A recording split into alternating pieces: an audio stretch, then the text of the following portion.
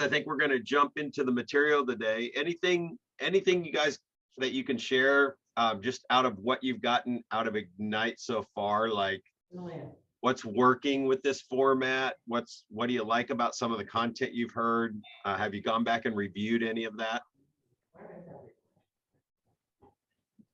Milo, no bars. You guys like this format? Are you getting good content? Are you getting stuff you can actually use? Or are we just kind of sitting here for an hour hearing some good content? Or what do we need to do to make this like really show up in your business?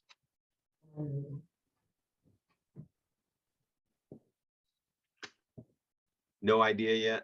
No, I'll start. I mean, I did my 33 touch plan on my CRM this morning. Awesome. So I've been really diligent about just diving into my CRM, trying to track metrics and kind of just clean it up, get, people that separate it out between people that I don't have addresses or whatever, I'm kind of just going that way. So yeah. Well, and the database is your business, and that health of the having an address and a phone number are key for sure, which I harp on that all the time. But let me see, who else probably needs to get their list organized some way, shape, or form? So without sounding kind of like a broken record in the master list, kind of what Nick is talking about, it's almost as if I can get you to visualize what you really need to do to finally be done with it, just get it organized. And it'll be worth major bucks for you. You will double or triple your business if you do this. But it's as if you just got everybody in the database. If you have to do it that way, do it that way. But then you have to go from A to Z and scroll through every single contact record. And what I would do if I had them in a database is I would tag them. I would pull up the entire database. I'd tag them all as missing information, every single one of them. And as I went from A to Z, I would take them out of the missing information group because they're done. If I checked it, I found their address, found their phone number, then I would just take them off of that tag, right? So then tomorrow when I come in, and I'm trying to explain how to stay organized on cleaning up the database, because that's the part that everybody struggles with. It's like you can go through and power through, and maybe one day you had an extra 2-3 hours and you get through 30, 40, 50 contacts and get them all cleaned up and it feels good, but you got another 500 sitting in there yet. So tomorrow when you come back, if you search your tag missing information, it won't pull up all those people that you've already been through. It's only going to pull up the people that are still in the missing information tag. Yeah. And you just start working. Because I got a couple marketing funnels and I've been that's what I've been doing mostly is being diligent, because I do have a tag section where I can especially at the end of the year, I want to be able to go back and be able to segregate out all of my marketing channels by, these came from here, these came from here. And then I can actually track my ROI per channel. So I've been tagging a lot. Yeah. So that's where those tags definitely come in handy. I mean, I'll just tell you, it's a living, breathing monster, you guys, and it feeds constantly, and it changes and sheds some, and people get divorced and people die and they moved without telling you, and it's constantly changing. You have to go A to Z almost at least once a year. So cool. Anybody else got anything that you want to share about you like the format? Is it really working? Are we giving you something useful to bring back into your business? And maybe some of you are just plugging in too. So we've got other people that are watching the recording if they weren't here for the actual live class. All right, well, I'm going to jump into the content then if you guys don't have anything else to add. And like always, just jump in whenever. So let me get over here. So this is on the value proposition. We're still on the Spark stuff. We're on number 6. So we got 3 more left. We'll go through Spark 9, and that's on the stuff about growing your business. So today's topic, the value proposition, if you take this serious and you really put some thought into it and you do what we are going to talk about today and come up with that value proposition, like a strong one, it's going to do a lot of things. For growing your business, it's going to allow you to charge whatever commission you want to charge, whatever admin fee or administrative commission, whatever Chris makes us call it, is going to charge. It's going to get people to pick you and hire you without having to think about it. So it's pretty critical piece of your business, and it's definitely worth the extra thought that you'll put into it. So hopefully I can inspire you through the conversation today to go, okay, this is probably a pretty big deal. I do need to take some time with this, because I say that because like the business planning and value propositions and mission statements and all that kind of stuff seem to be the fluffier thing that realtors kind of roll past. And it really actually is the core to getting more business in the first place. Even though we want to just run out there and get the business, you gotta build that value proposition in there, or that value for the client to want to use you. So first thing is just defining what your value is. And Hey, Brett. yeah, go ahead, jump in. I'm gonna send this video out too. Actually, just it's kind of fun that we're talking about this, because I just watched this Grant Cardone video of him basically live closing on a phone call, doing a live call and closing it on the call, and like the way he just like authorizes the phone call and the way he says words. I've already started using that, and it's actually been pretty amazing. So I'll send that link out too. That would be awesome. Are you just putting it in the chat box for everybody that's Yeah, on? yeah, I will. Yep, I will. Cool, cool. Oh, well, let's see. I think I'm not sharing my screen yet. I gotta find it. Yeah. Oh, let me get back here. Thanks for the pause out. I wasn't sharing the screen yet, so. Because I was looking for the chat box, because I want to click on that, check it out. Yeah, and there's a lot of people that do that, where they'll just play their live stuff out. And here's the big thing about that too. It's going to be, when you create your value proposition, you're going to be owning it, and you're going to internalize it. And because you might not do it exactly like Grant, and you might, honestly, what I feel is a lot of people don't necessarily have the confidence to have that authority at the beginning. And you really can, though. So the thing to keep in mind about this whole thing is, what's the experience that the client's having?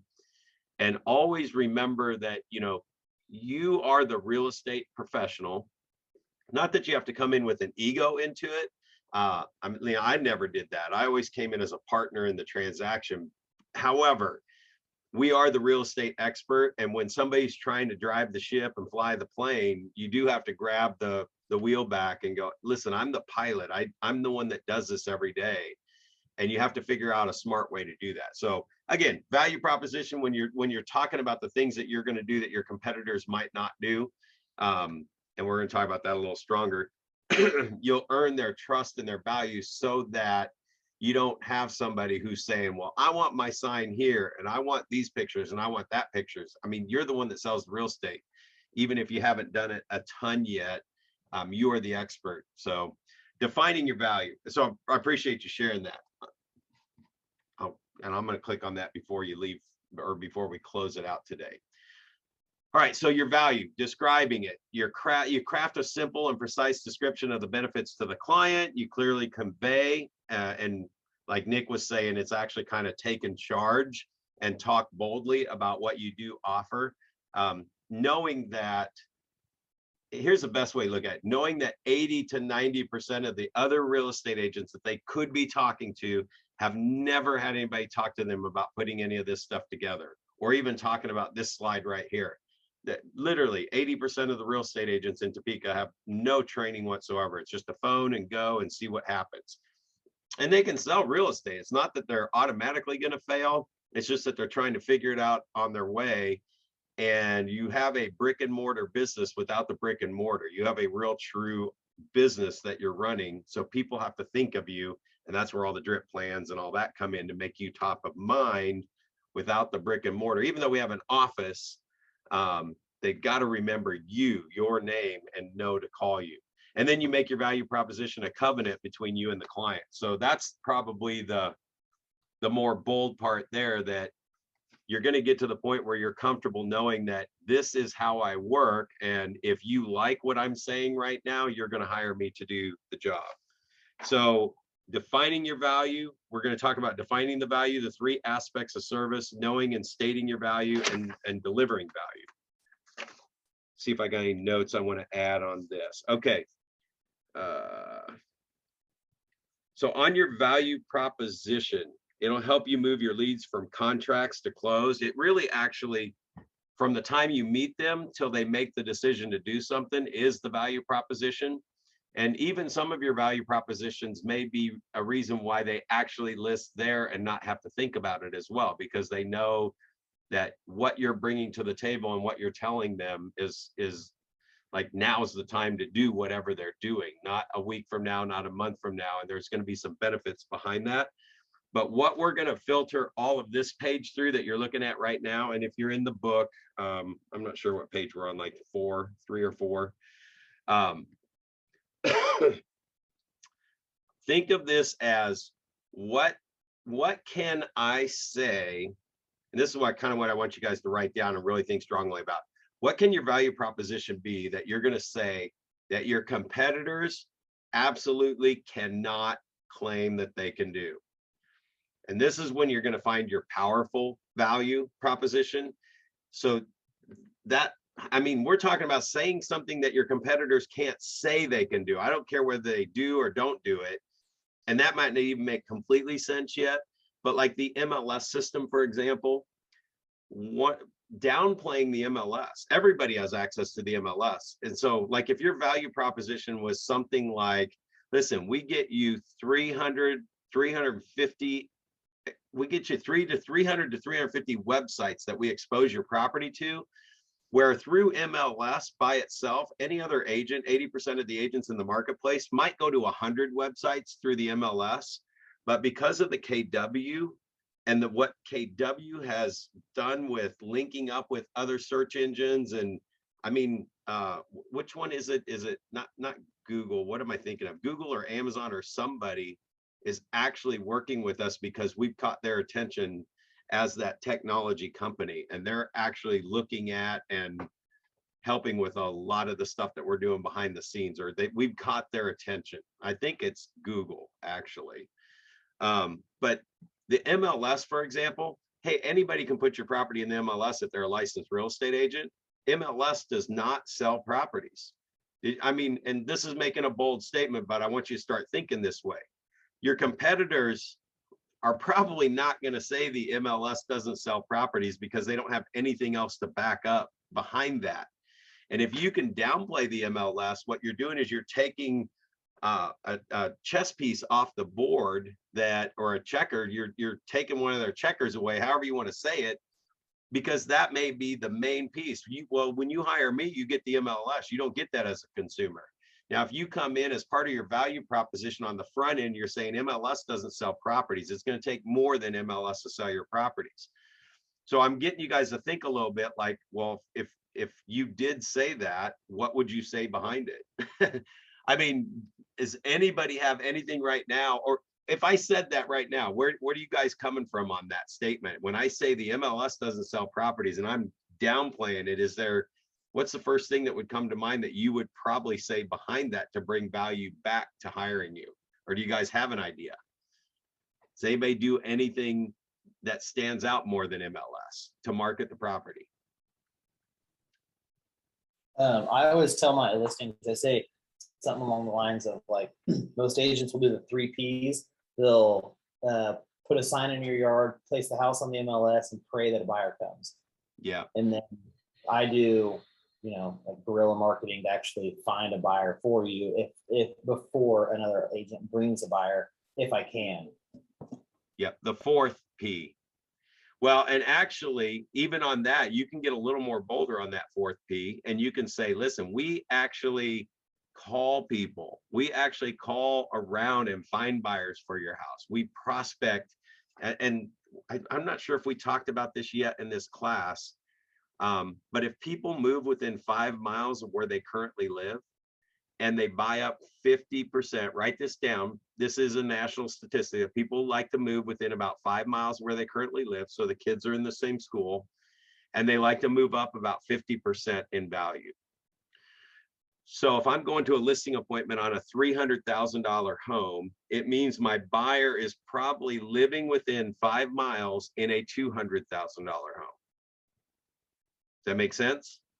So this is huge. That fourth P about prospecting and calling around. We don't just put a sign in your yard and pray it will sell.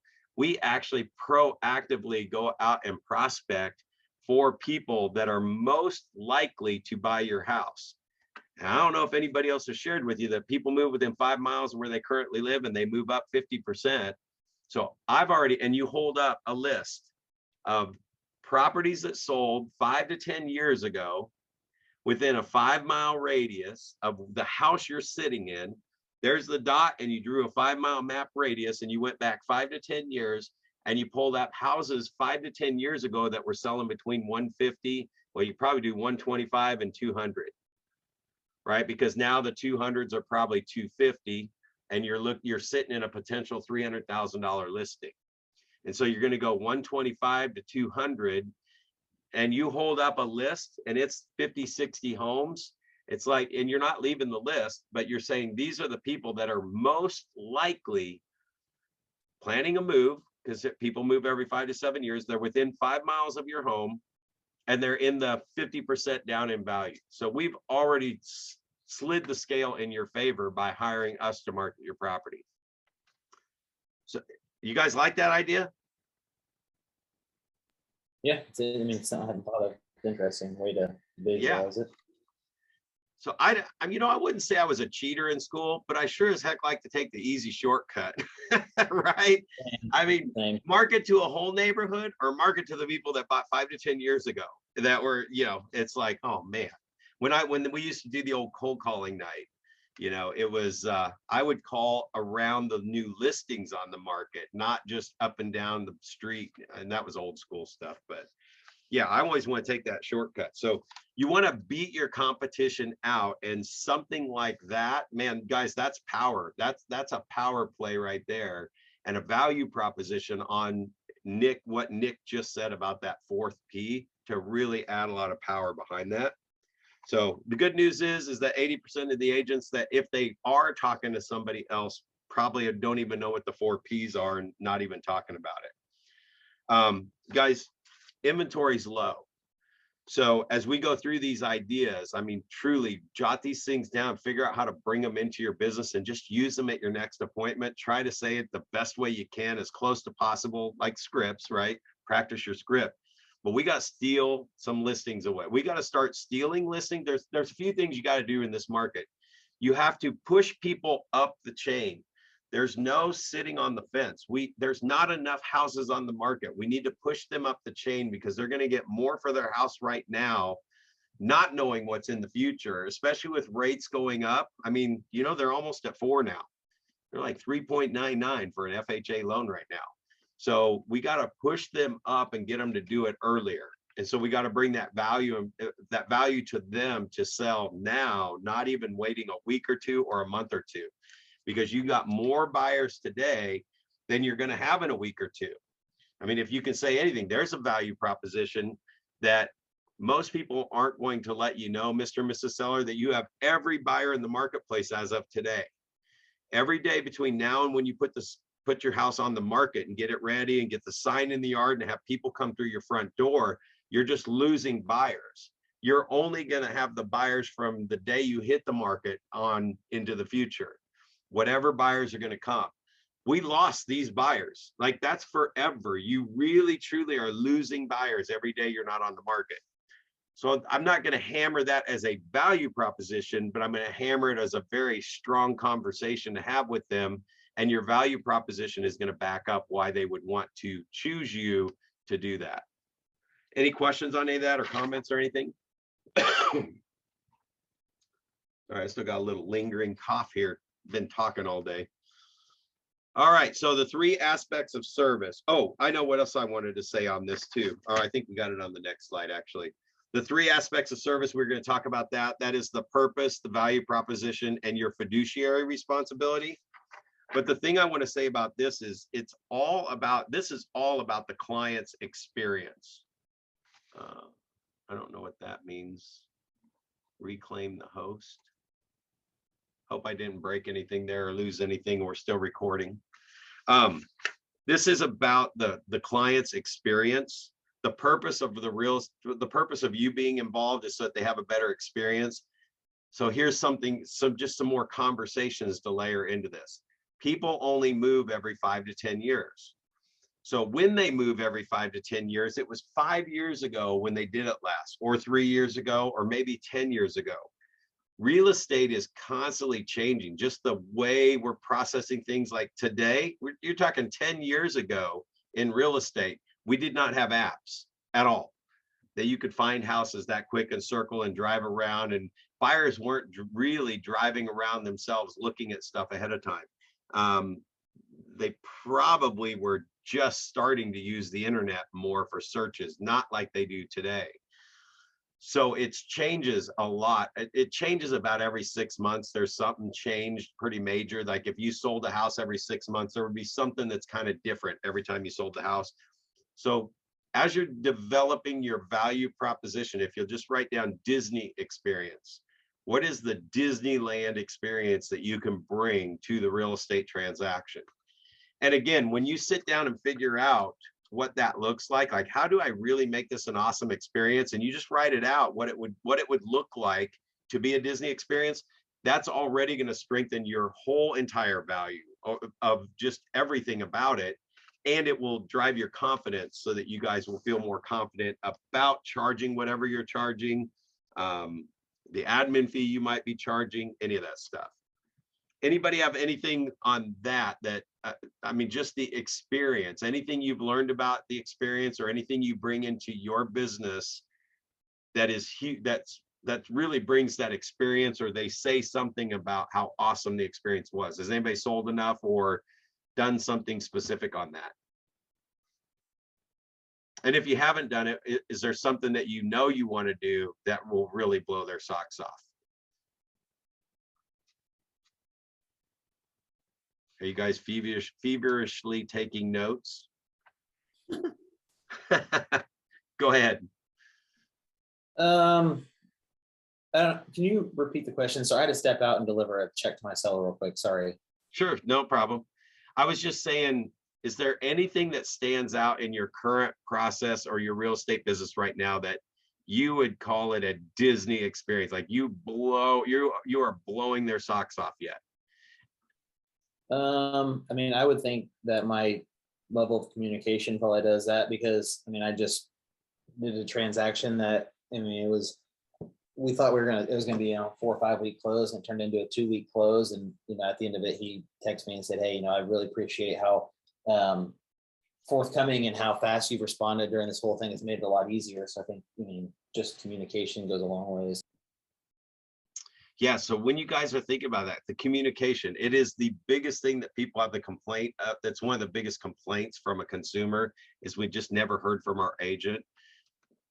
And when you really look at the process, from the time somebody lists the house until it goes under contract, it's a little hard to use this example now, but I still want you to understand it, that in the old days, if it's 45, 60, 90 days, because those days will come back when the inventory starts to catch up in a few years, that there was a time where everything's happening when you're listing their property, getting on the market, the signs, some showings are coming through, you're stuffing the brochure boxes, whatever you're doing, right? And then there's this lag for about a week or two in between where the showings start to kind of steady off, and maybe they don't have an offer. And every process that I've ever seen, I mean, coaching at MAPS, coaching top agents, I would see things like, well, actually, let me give you one more example. It might be better to explain this one before I give you that example. The other one is from the time you write an offer on a house. So that is going to be what, 45, 90, 60 days. I mean, they're not closing them much faster than 30 days, are they? Not typically, just because appraisers are so far backed out. Yeah. So it's going to be 30, it's going to probably be 45 to 60 days for a closing. You can usually get them done in 45, 30 would be pushing it. But it's like all this stuff, when you write the contract, it gets accepted. We need your earnest money. We got to get that pre-approval letter, get that lender everything that they need. So that next week is crazy, right?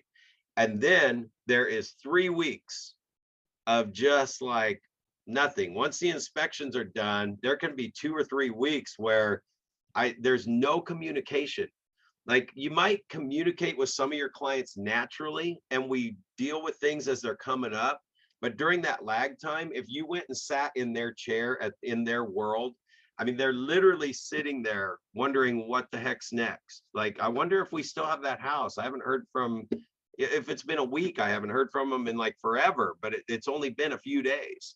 So everybody, every top agent that I have coached as a MAPS coach, we had to plug in to the system some on purpose phone calls, just to, like what you said, Nick, you made me think of it, was that communication. So it's even communication when nothing's happening, or communication when you don't have the answer, just to call and say that. Yeah, go ahead if you want to answer. Yeah. Because every Monday at 9 a.m., my calendar is blocked to call the co-op agent and my client to let them know, hey, there's like, we had a roof inspection on Thursday. We don't have it back yet, but I'll let you know as soon as I hear back. Whatever. Oh. I mean, I have a running spreadsheet that I keep a track of all my current transactions with the co-op agent. I just call them Monday morning, every Monday. Guys, I hope you heard that. The power behind having the co-op agent layered into your process. What about the lender? The lender rolled into the process, like actually calling them once or twice a week to say, hey, what is missing in your file? Where is it? And you make them pull the file off the desk and open it up and tell you what's going on. Not I can get better at that. Yeah. Yeah. So every single person that's involved all the way through, wherever they're involved, you're adding them in the process. That's awesome. Guys, this is what we're talking about. That is a huge value proposition. Now, what you have to be careful of, though, is your value proposition isn't, hey, I communicate with you better than most people do, because your competitors can say, yeah, we communicate too. Well, if just understand that when you figure out the most powerful value proposition, when you say it to a client, if they were to say, hey, what about Nick? He does this, and your competitor will just say, well, yeah, we can do that too. But if you come up with something so powerful that they can't say that, that's when you know you've got the value proposition. And that will take a little bit of time to figure out what that is. I mean, I'll share one, and somebody could still say they could do it, but then I would challenge. If somebody says they do this, I would ask them for a sample of it, because nobody else does this in my market, right? And I'll give you an easy example here in a little bit. But so what is the underlying purpose of real estate? I mean, the underlying purpose for the buyers is to find the right home, find it fast, and especially in this market, not miss out on the houses, and get the least amount of problems through the transaction. So when they do the inspections and they do all that stuff, I mean, again, a value proposition is not to just beat the seller up on the 50 things that are wrong with the house, but to make sure that the seller still wants to move forward and sell you the house. So you're going to pick the things that are really important to you that you want to get through, right? For the sellers, I mean, it's about netting them the most money and selling it as fast as possible or on their terms. And again, just trying to get it through without problems, like not closing on time. So right now, there's another value proposition that if you can back this up and say, listen, there are a lot more houses that don't close on their closing date than you would think. And the thing with that is that if your closing doesn't happen on the closing day and you don't find out until the closing day that it's not going to close and everybody's sitting in moving trucks, it gets pretty hairy pretty quick. And then it's like all your stuff's in a moving truck, you're finding a hotel for the weekend. You have to be very, very cautious about who you hire to help you through this process in this crazy market that we're in right now. Now, again, if you're not as confident yet, if that's you or not, just know you already have the confidence, because we have 138 agents in this office and everybody's helping everybody. So there's a dozen agents you could call in any situation that's going to come up, and they're going to help you through it. That's what's so awesome about our office. We have people coming just to check out our office and we're helping them. So that is kind of that value proposition that you want to bring, that if you're calling the lenders and if you in that process, you're saying, you know, we don't just communicate better. I mean, we touch everyone in the transaction to make sure they're doing their job, because if one person doesn't do their job right and one person forgets one thing, it can throw a wrench in the whole deal and you're all sleeping in hotels with your stuff in moving trucks out in the parking lot. So I'm painting that picture to show why that value proposition of communicating is a big value proposition. Now, when I say it like that, sounds a little bit different. Like your competitors can't just say they do that, because you know, as well as I know, nobody's calling everybody every single week. Now, I know Nick does now. He calls the agent, he calls his client and all that stuff. I do know that now, but that's rare. So when you guys build this stuff into your value proposition, back it up specifically what that means. You got a question, Sean? I do. When you say back it up with some numbers, what do you think the number are of homes that don't close on time? Can you throw that stat out and then say something like, hey, through our experience in the time we've been doing this, you know, 20%, I'm going to make that number up, don't close on time. In our experience, we have not had one because we do X, Y, and Z and follow up. Yeah. Yeah. Would you have any idea? Yeah. Go ahead. Do you have any idea what the number is maybe that don't close on time? Yeah, well, and so I would actually throw that back. As anybody else, like how, if you're closing 5 or 6 or 10 deals, how many of them don't close on time or have issues that come up? So I will say there's not a specific number out there, but I'll tell you exactly what you can get. And I will tell you what I would say. I'd probably say 10 or 20% don't close on time, because that would mean for every 10 closings, 1 or 2 don't close. It might be closer to 3 or 4 don't close smoothly. Why don't we change our word to smoothly even? So I'd say half the homes don't close smoothly, and some of those don't even close on time and they get delayed. So I have, it's rare, but I have one that's not close. It's a month delay, and working with another KW agent, but his buyer used a lender that he doesn't use, and he didn't stay on top of it. And we found out the day of closing, they hadn't even verified the girl's income. Or employment, not income, employment. That would be really bad if they, yeah. What? Go ahead. I would say that like another part of that, like when you can layer that with basically telling them that, I mean, the whole reason that they hired you is not, yes, it's to sell the home, but it's to make it, in my world, or my idea, in my eyes, it's a stress-free process. Because I tell them, I said, there are things going on behind this transaction that I don't even make you aware of, because they don't need to hit, they don't need to hit your inbox. I'll take care of them before they even become a problem. And if they do, then you're going to be the first one to know about it, but you'll know that I'm taking care of it. Absolutely. So that's like just saying, and you know what? You get to have fun when you buy a house with us. We're going to make sure it's fun through the whole process, because there are a lot of people. Now, that's an easy one to tag on to, because most people hear horror stories about their processes. So there's one way you can find out, but I'm going to give you a specific one, Sean, because if it were me and I wanted to know that real number, I would probably call our title company. And I would say, hey, can you guys figure out, just out of the last like closings you had, how many closings they have every month? 100 probably, right? Out of the 100 closings, how many of them had some kind of delay in them or whatever? And you can probably find out a real number from the title company, Okay. right? I bet you they can give you an idea or percentage, or they should know exactly if they, I don't know if they track that specific number, but they're going to be able to tell you, they're going to be able to confirm. And I bet you it's 20% or 30%. And it's even easier to say half of them do not close smoothly. And smoothly is a very loose word, but it's just stressful stuff happening in the transaction. Okay. Right? Appreciate And so now if you're new and you're using this, you're like, this was a cool value proposition. I like it. I'm using it. And then you have some bumps in the road. That's where you just come to your client and go, hey, we got bumps in the road. This stuff still happens even when we stay on top of it. And believe me, I've already plugged the hole like on this, so that they know if they're doing future business or referrals, that's not going to happen. Say, this won't ever happen again, because there are some bad things that won't ever happen again. Right. So you can keep plugging those holes and getting stronger and stronger with every transaction. Awesome question though. That was great.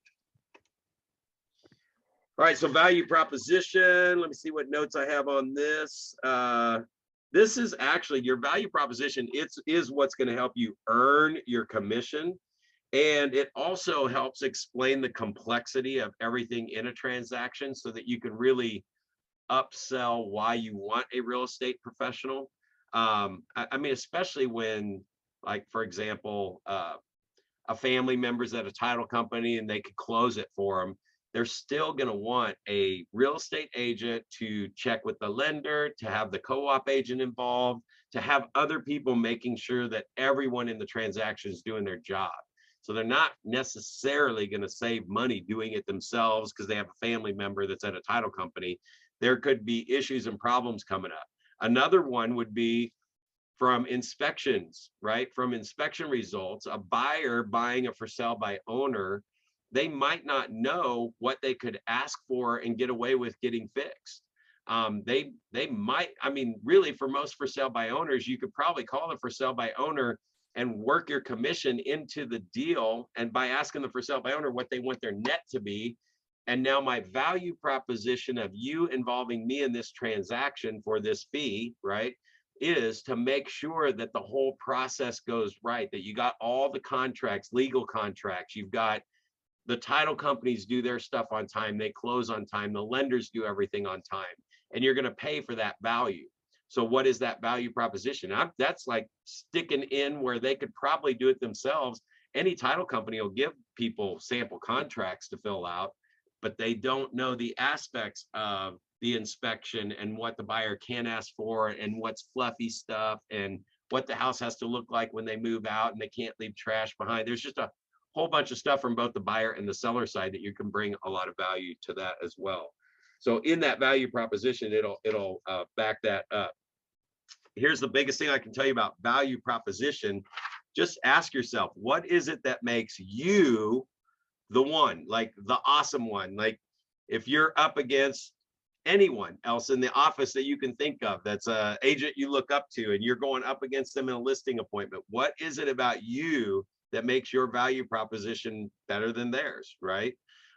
You can be going up against the top agent in town. So, and that could be, you know, listen, we call everyone every Monday. You will always get a call from me on Monday if that's your value proposition, whatever that is. So what is it that makes you completely awesome and more awesome than anybody else? And you might not know what your competitors' value propositions are yet. You can, when you don't get hired for a listing, one of the things you can do is call the person back and go, hey, yeah, I just really pride myself on our program, what we offer, getting people through the transaction smoothly. And I know you chose the other agent, and I was just asking for maybe some feedback. What did I leave out? What did I not cover that they might have covered? Well, they said they do this. And it's like, I didn't even cover that. And we do it even better than that, but I didn't cover it. So now I know that needs to be part of my presentation. So even as you're growing your real estate business, you're going to probably add some more value proposition things in. If you ask what your competitors are getting the listings away from you, like what are they doing that's beating you out? Does that make sense? All right. Anything anybody want to jump in, add? Good stuff? Okay, fiduciary versus functionary. I mean, fiduciary is working in their best interest. So, I mean, this is kind of a light, fluffier value proposition. And it popped in my mind that it's like when you're talking about functionary versus fiduciary, you can talk about functionary is, you know, I don't know where, these are scripts, by the way, I don't know where in the transaction that it got lost, but everybody's supposed to be working for the client to get them the most money in the shortest amount of time with the least amount of inconvenience, right? And that's something everybody says. So now what we're doing is we're peeling that apart and saying, when you really look at that though, most real estate agents sell, I mean, the national average, you probably want to use the national average, sell 3 to 4 homes a year. I mean, Mr. and Mrs. Seller, do you realize that 3 or 4 homes a year, they only sell a house every month or 2 months or every 3 months. nobody's going to get really good at this complex of a transaction selling 4 or 5 or 6 homes a month. Now, hopefully you're selling more than that, right? And if you're not, we got to get you there. But you also can use office statistics on that. So you can still use this as your value proposition. I mean, our office, the average agent sells 14 deals a year. And not that I would say 14 deals a year necessarily, but up against 4 homes a year in the national average and 14, I'm telling you, you guys can say the average full-time agent probably sells, like nationally, 8 to 10 homes a year. And our office alone, of the 138 agents there, we're selling over 14 transactions an agent. Now, quite honestly, a lot of them are, some of us are doing 100 sales a year. Some of us are doing 40 sales a year. And there's some of us that are new to real estate and are still selling the 4 to 6 and growing the business. So that average, though, is it's almost double what the national average is. It's quadruple what the national average is, but it's almost double what any other agent you might be talking to. So in that process, when you're hiring us, you're getting somebody that has the whole backing of a bigger team, right? So there was somewhere else I was gonna throw in there about fiduciary. Oh, I mean, this is a simple one, but it's like, Mr. and Mrs. Seller, when you hire me to sell your property, it's like you're hiring a super successful family member in real estate. Somebody that's been doing it for years and years and years and knows what they're doing, and they sell a lot of real estate. It's like hiring a family member, because I'm going to give you the same advice that I would give myself if it were my own house. And I treat everybody as if you're my brother, my sister, my mom, whatever. So that is a value proposition that you bring. And when you're comparing that to your competition, it's like if it's an agent that sells even 10 houses a year, that's not even 1 a month. I mean, they could be more about trying to get their bills paid this month than really getting you the most money possible. So they might give you advice to sell the house faster, take a lower offer than you need to take, do more repairs because they need to get it closed faster to get their money for their commission. And again, I'm not pointing anybody out singly or like saying a name to anything. I'm just saying in general, I mean, that's very real, right? And plus, we're here to win that deal. We're not here. I mean, this is a freaking competitive game. You don't get a second shot once you walk out the door. They're going to choose whoever they're going to choose. So you got to steal the listings away from your competitors. All right, so knowing and stating your value. So here's just some things that you might want to look at as you're putting it together and really thinking about what could my value proposition be, because these are the things that they've tracked at the NAR level that buyers want. So if you can attach value propositions that you can say that your competitors can't back up, and you really put this much thought into it, and they hit these items, you're going to win your buyers over. You're going to win your sellers over more. But for buyers, so just thinking about 52% of it is finding the right home to purchase. And in this market, it might be finding the home before there's 20 people making offers on it. So what about something like an instant notification that I will get you the properties the minute they go live? Like the second the agent who's listing the property hits the enter button and it goes live, you're getting a link on it from me. Does anybody know what that is or how you can offer that? Because every single one of you can offer that right now. Yeah, I mean, you can set them up through like add all of their search criteria into the MLS. So as soon as that hits it, it goes right to their inbox. So guys, look at that. You go into MLS, you do a search, and you can save the search and set up their email address, and it's coming straight from the MLS. Listen, super valuable value proposition. Our instant on program gets you properties so fast. This is for the buyer. It gets you properties so fast, you're going to know about them before most of the realtors in Topeka know about them. I tell people, I say, you'll have it in your inbox before it even hits Zillow, because that's what people search for. Exactly. So, and why can we say that? Because do you think that all the real estate agents are sitting around with their MLS on, watching everything new as it pops up on the market? No. No, especially when you've got 5 or 10 buyers looking. You can't sit there and monitor every house that comes on for, you're like, okay, I would, Bill like this one. Well, maybe George would like this one. You don't have to worry about it because I get 50 emails a day in my inbox and it says, hey, blah, blah, blah's home search has a new home. And it's like, well, shit, I better make sure they know they got it in their inbox. Yeah. Yeah. And this next one, help the buyer negotiate the terms of the sale.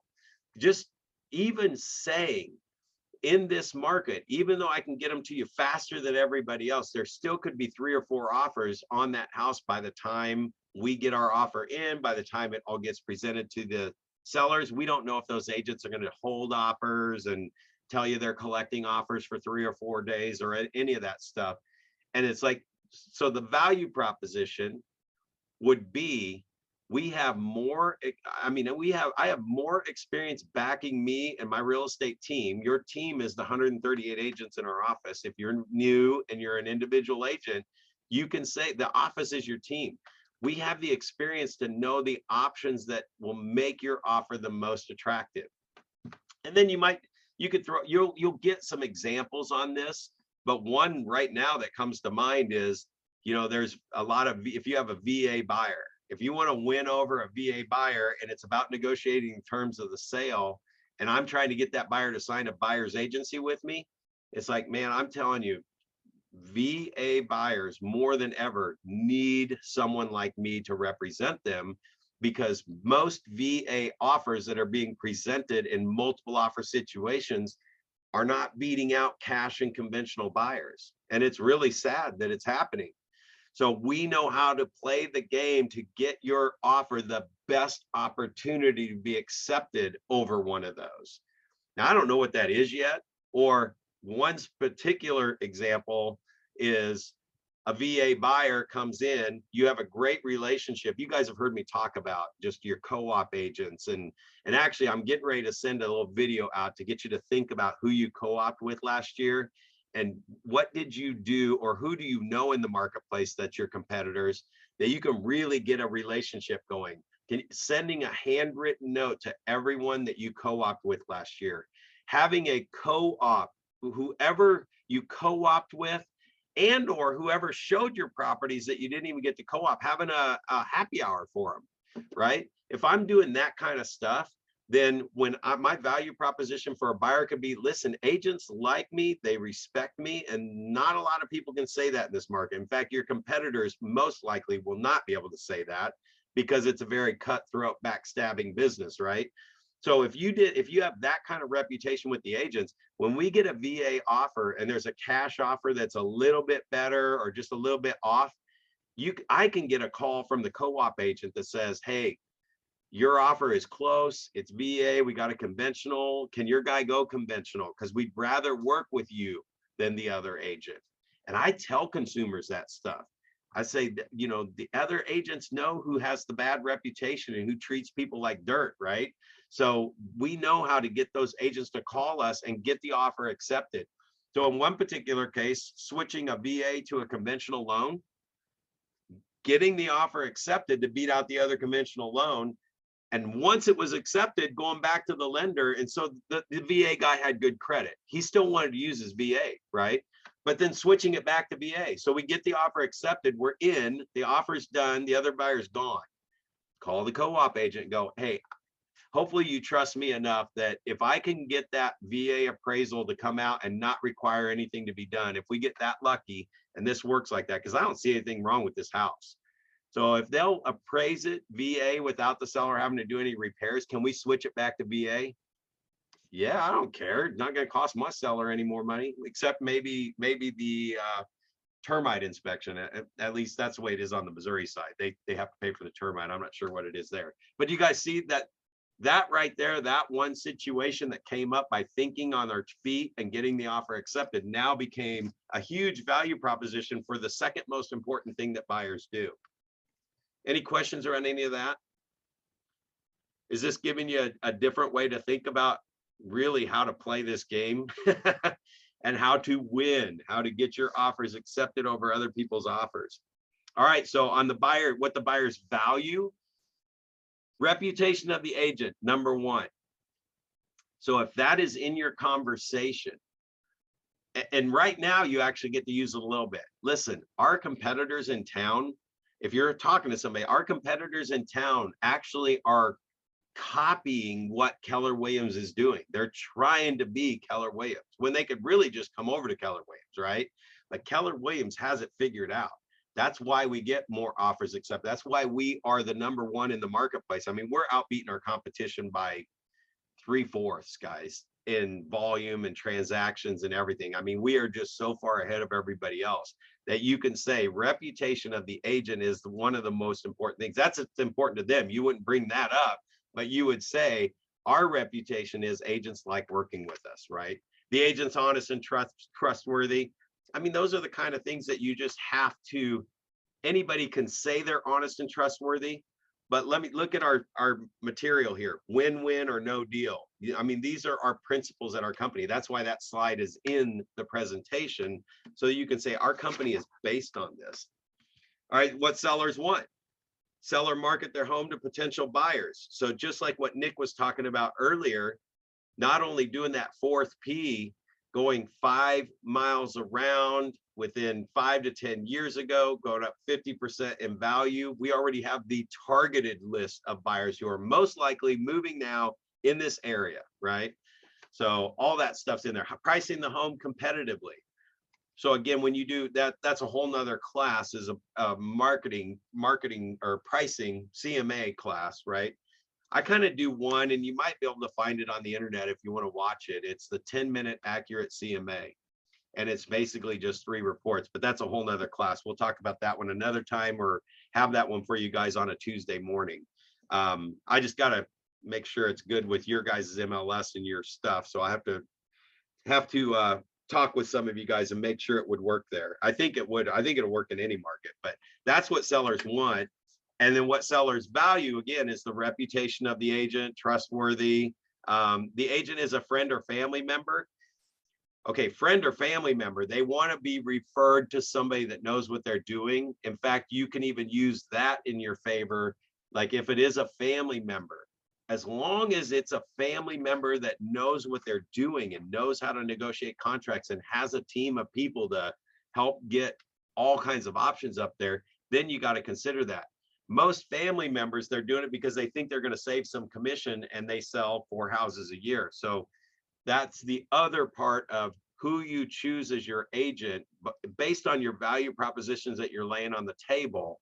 It's almost like after you give them on, you get to the end and you say, can you see why hiring the right agent could be the difference of making an extra $1,000, $2,000, $5,000 in equity? And hiring the wrong agent could be the difference of giving away $1,000, $2,000, $5,000 and not even knowing it. So that little script right there brings a ton of value, because now it puts it in their mind that, well, how would we know if we lost it, right? They wouldn't. You just didn't hire the right agent. You didn't hire me. You didn't hire the right agent. You got to take those listings away. All right, let me pause out there for a second. Any questions coming up on any of that stuff? Is this good stuff? Giving you some good power scripts? Okay. I've got a question for you. Yeah. So I've got somebody here at work. He's moving to Kansas City, and I pushed on him for years trying to get a listing. He was going to move in Topeka, and then he got this job in Kansas City, and then he was moving out that direction.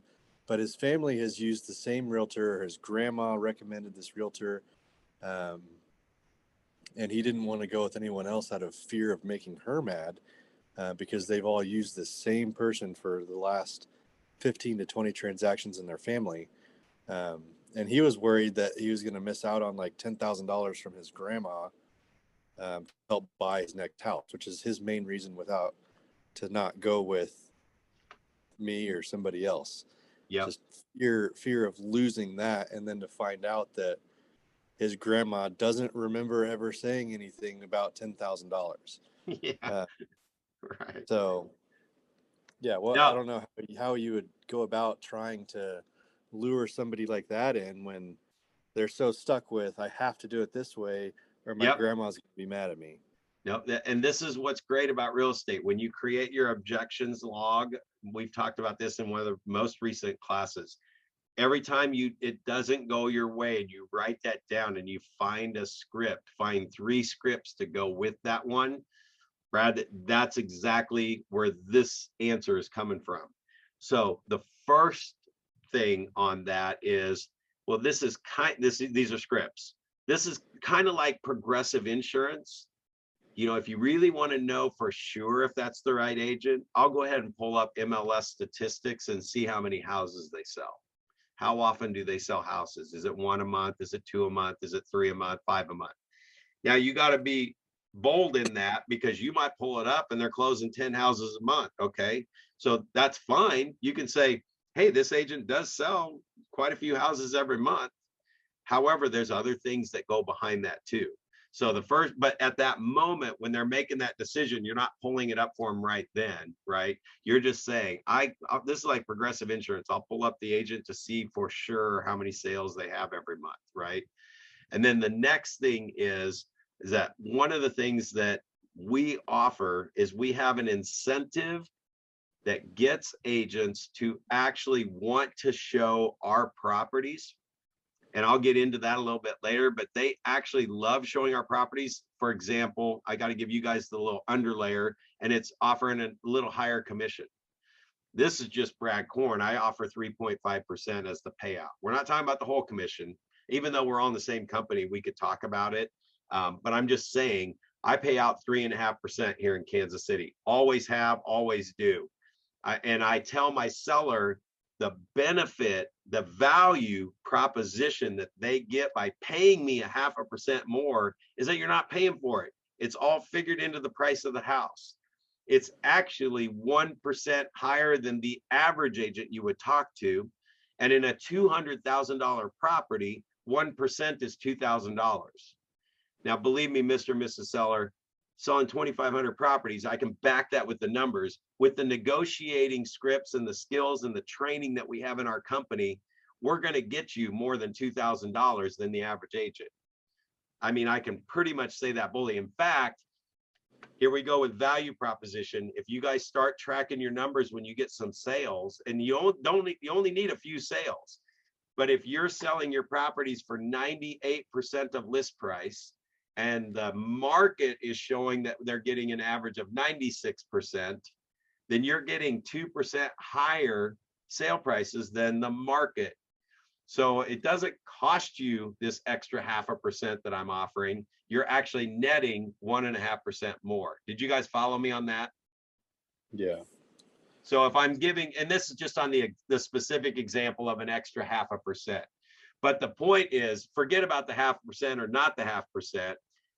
The script is the other agent that your family uses will be able to make the same amount of money because we're going to pay them when they bring their buyers. So if they're really good at getting buyers for selling their properties, they're going to get paid the same amount if you list with me or don't list with them, because we're going to offer the same amount to them to bring the buyer. Now, you guys all know the odds of them having the buyer and getting the commission are slim to none. But is there anything not factual about the fact that you're going to pay them the same amount? Actually, I always say we're going to pay them the same amount when they get the buyer and bring it and sell your property. But chances are we're probably going to pay them more than they would if they listed it themselves. Because if it's a family member and they're doing it at a discounted rate, right, they'll actually get paid more bringing the buyer if I'm offering 3% commission. Does that make sense? So again, this is the conversation to take the listing right then.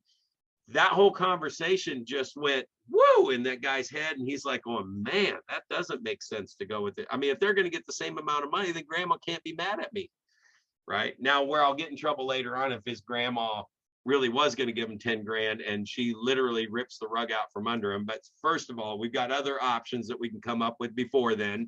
We might get the seller to pay the $10,000, right? Whatever it might be, there still could be some other options. But if it's a flat out closest family member and she cuts him out of the will, then yeah, that stinks. I'd probably back. I think there's bigger issues that lie. Is what? I said, I think there's bigger issues at live than just the real estate transaction. Yes, yeah. And honestly, Brad, what you just said about grandma not even saying anything about, didn't remember saying anything about the 10 grand, that's almost always what it is. Like, so it's not what they thought it was anyway. So yeah, okay, cool. So is that good? Was that helpful to even hear that side of it? Do you guys think you could use that script if it showed up? Yeah, I think so. All right, cool. Or at least give it a shot and maybe butcher it the first time and then not ever butcher it again, because you'll have it down then. Who are your competitors real quick? I mean, yeah, when you're looking at your competitors, saying what your competitors can't say, and I just want to wrap up because it's Friday and it's 4 o'clock and we might have just a couple minutes here. But guys, our technology alone, just the app, the videos that you can download in command alone might bring enough value proposition by being a technology company. And again, the value proposition, I think, Brad, you were at the new agent training. The value proposition that I use there is the same in front of a seller. It's like, Mr. and Mrs. Seller, we have 180,000 agents across the nation, and we're sending in $25 for all 180,000 agents. So what is that, right? $10 billion or $10 million are coming in every single month, whatever it is. What is 180,000 times 10 is $1.8 million. So we have over $3 million a month coming in to just go towards creating technology. So we are already getting you 350 websites more over like an MLS that might do 100. You can definitely use that one. MLSs are typically sending it to realtor.com, Trulia, that kind of stuff. Well, we have KWLS and all this other stuff that we're also doing it to that through MLS, but then we're getting extra because KW is so big and getting the exposure of the properties out there. And you're kind of even doubling up on some of them. So, all right, so activity, creating your value proposition. This is where you guys need to go back out and figure out what is it. And you guys share your list with me. Whoever watches this, whenever you watch this, do this exercise where you write down and figure out what your value is, write them down, send it to me. What do you think of this? Or what could I say differently? Or I'm stumped on this one. What can I do? Get me over the hump. So you want to distinguish yourself. You want to, like, what makes you awesome? And if you can figure out a way to say that your competitors can't say it, you're going to get a lot of valuable power, value proposition juice, right? Second thing is creating a Disney-like experience. Like, really, if you draw a timeline from the time they list their house until it goes under contract, or from the time you start looking at a house until they write a contract, just draw a line and everything that's going to happen, start tracking everything that's happening and document what you're doing. Like when they start getting nervous, or when they start asking a lot of questions, or they just fade away for 2 weeks and you haven't heard anything from them. So you can start plugging that hole with what would you do along the way to make that a Disney experience, like they always know what's going on. So like a statement towards the end, in the beginning of your career here, when you're figuring this out, is just say, there should never be a time where you're in the dark and you don't know what's going on. In fact, here's my personal cell phone.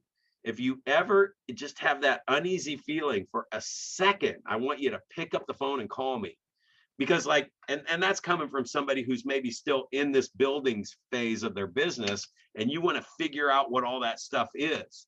As you sell a ton of houses, you'll already know where those are and you'll be able to plug those holes faster. But it's okay to say, right now, when you don't have 20 sales a month or 10 sales a month, have them call you directly and tell you what their concerns are. So really, really, truly think about, what are you going to do to make it a Disney experience and blow their socks off? Because buying a house, Mr. and Mrs. Seller, you only do it like every 5 to 10 years on average. So it should be a fun process. All right, I'm going to scroll down here to the, a lot of this stuff is the exercises if it was a full day class and all that other stuff, working on your value proposition. So take the time this weekend to really sit down and think about this one, guys. It's a big one. It's a very big one. So I'm going to throw in the chat the survey, or you can grab it off of the screen here and just kind of let us know what you thought about the class today, the content, if it was good. Oop, I got to hit enter on the chat box. There we go. What'd you guys think of it? Any ahas? Any anything you're looking different there? Uh-oh, hang on. It opened right up. Okay, there we go. What are you guys taking away from today? Hey, Brad, what's your email address so we can send those to you? Yep, it's Korn Team KC. Oh, actually, I'll give you our office one. That would be better. topekateam@gmail.com. topekateam@gmail.com. And I'll give you one even better. My cell phone is 816-215-3214. Put that in your phone and save it too. Appreciate it. Yeah. All right, guys. Was it a good class?